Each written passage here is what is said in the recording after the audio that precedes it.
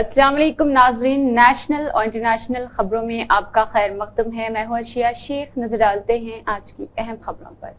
ज्ञानवापी मुतनाज़ा मामले में वाराणसी की अदालत ने हिंदू फरीक को एक बार फिर शदीद झटका दिया है। सिविल जज सीनियर डिवीजन फास्ट ट्रैक युगल शंभू की अदालत ने ज्ञानवापी से मुतल्लिक एक मामले में अमीन के जरिए सर्वे कराए जाने के मुतालबे को सरे से खारिज कर दिया है।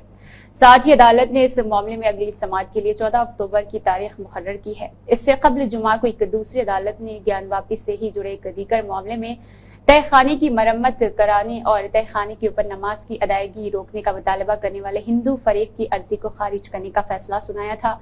जिस अर्जी पर समाअत हुई, इसमें हिंदू सेना के सदर विष्णु गुप्ता और अजीत सिंह ने ज्ञानवापी की अराजी नंबर 9130 का अमीन के जरिए सर्वे करवाने का मुतालबा किया था। इस अर्जी के मुस्लिम फरीक की तरफ से मुखालिफत की गई थी। अदालत ने दोनों फरीकैन के दलाल सुनने के बाद इस अर्जी को खारिज करने का फैसला सादिर किया है। कांग्रेस ने मरकजी वज़ीर दाखिला अमित शाह के जरिए मणिपुर से मुतल्लिक दिए गए बयान के बाद मरकजी हुकूमत को हदफ तनकीद बना दिया है और सवाल किया है कि अगर अमित शाह के मुताबिक शुमाल मशरिक की इस रियासत में हालात मामूल पर है तो फिर वज़ीर आज़म नरेंद्र मोदी अब तक वहां जाने की हिम्मत क्यों नहीं दिखा पाए हैं।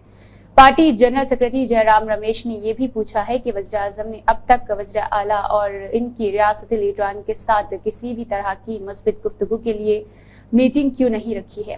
दरअसल मरकजी वज़ीर दाखिला अमित शाह ने दिए गए एक बयान में कहा है कि हुकूमत मणिपुर में हालात पर अमन करने के लिए मीतेई और कोकी दोनों तबकात से बातचीत कर रही है और इसने दरअंदाजी रोकने के लिए म्यांमार से मलहक मुल्क की सरहद पर बाड़ लगाना शुरू कर दिया है। वज़ीर आज़म नरेंद्र मोदी की क़ियादत वाली एनडीए हुकूमत की तीसरी मुद्दतकार के 100 दिन मुकम्मल होने पर मुनक़िद एक प्रेस कॉन्फ्रेंस में अमित शाह ने मज़कूरा बाला बयान दिया। उन्होंने मीडिया के सामने ये भी कहा है कि गुज़िश्ता हफ्ते 3 दिनों के तशद्दुद को छोड़ दिया जाए तो मणिपुर में हालात मजमूई तौर पर अमन व अमान वाले रहेंगे और हुकूमत बदअमनी की और शिकार शुमाल मशरिक की इस रियासत में अमन बहाल करने के लिए काम करेगी। अमित शाह के इसी बयान को जयराम रमेश ने सोशल मीडिया प्लेटफॉर्म एक्स पर किए गए अपने पोस्ट में हदफ तनकीद बना दिया। उन्होंने लिखा है कि अगर मणिपुर में हालात इतने ही मामूल पर है, जनता खुद साख्ता चाणक्य ने बताया है। अगर मणिपुर के वज़ीर आला अच्छा काम कर रहे हैं जैसा कि खुद साख्ता चाणक्य ने आज कहा है, अगर मुख्तलिफ तबकात के साथ बातचीत का अमल चल रहा है जैसा कि खुद साख्ता चाणक्य ने दावा किया है, तो नॉन बायोलॉजिकल वज़ीर आज़म को मणिपुर जाने का वक्त क्यों नहीं मिला। दरामद में रिकॉर्ड इजाफा और बरामद में गिरावट की वजह से हिंदुस्तान का कारोबारी खसारा अगस्त 2024 में बढ़कर 29.65 बिलियन डॉलर हो गया, जो गुज़िश्ता साल 2023 की यकसा माह में 24.2 बिलियन डॉलर था। अलावाजी जुलाई 2024 में कारोबारी खसारा 23.50 बिलियन डॉलर रहा। मौसूल इत्तलात के मुताबिक अगस्त माह में हिंदुस्तान का मर्चेंट एक्सपोर्ट 9.3% की गिरावट के साथ 34.71 बिलियन रहा है, जो गुज़िश्ता साल अगस्त में 38.28 बिलियन डॉलर था। एक्सपोर्ट्स अगस्त 2024 में 3.3% के इजाफे के साथ 34.36 बिलियन डॉलर रहा, जो कि अगस्त 2023 में 62.30 बिलियन डॉलर रहा।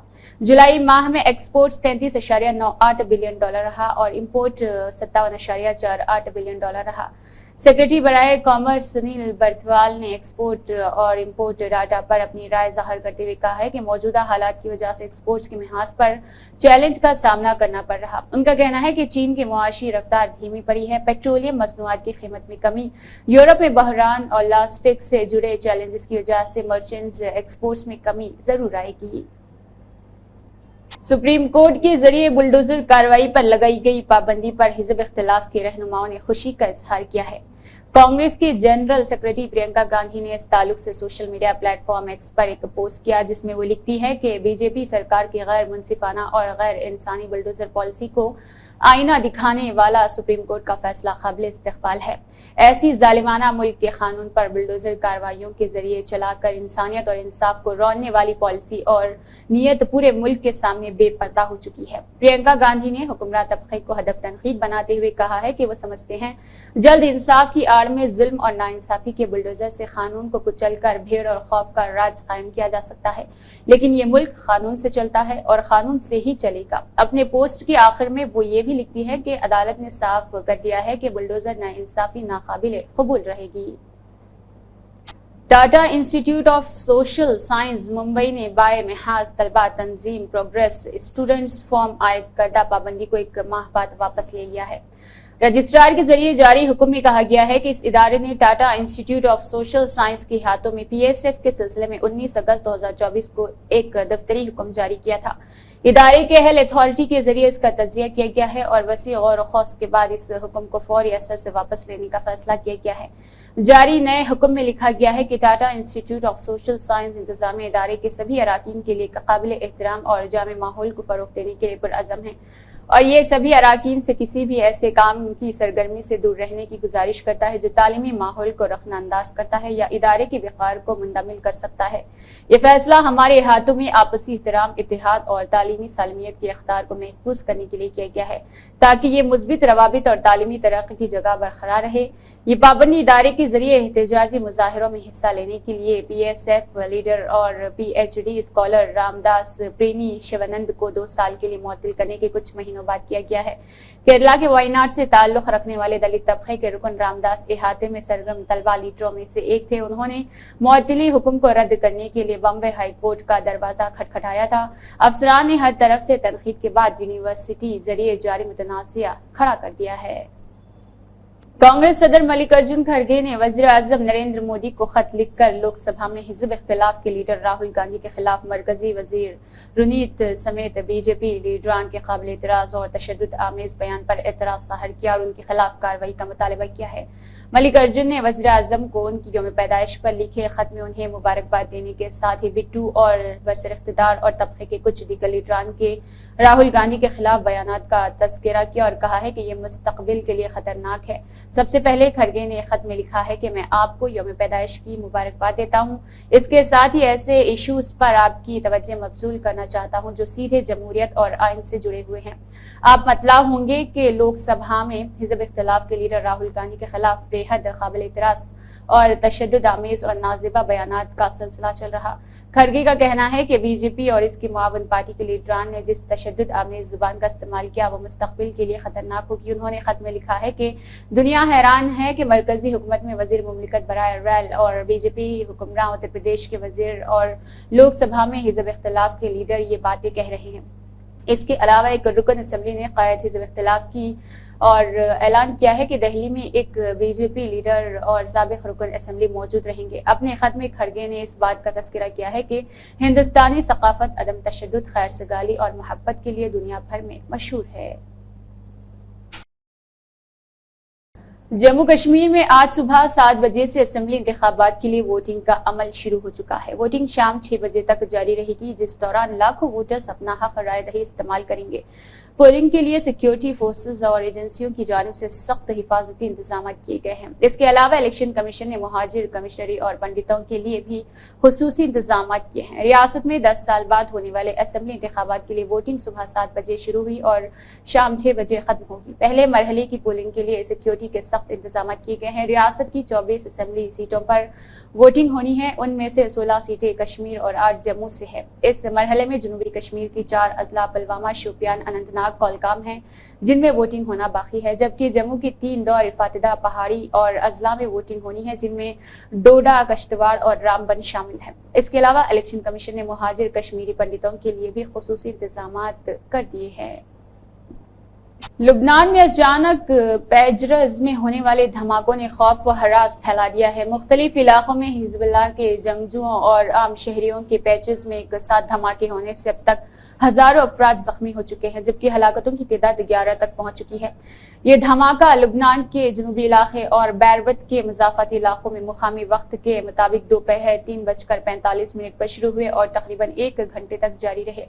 ابتدائی معلومات کے مطابق یہ دھماکے حزب اللہ کے جنگجوؤں کے پیچرز میں ہوئے جو آپس میں رابطے کے لیے استعمال کیے جاتے تھے۔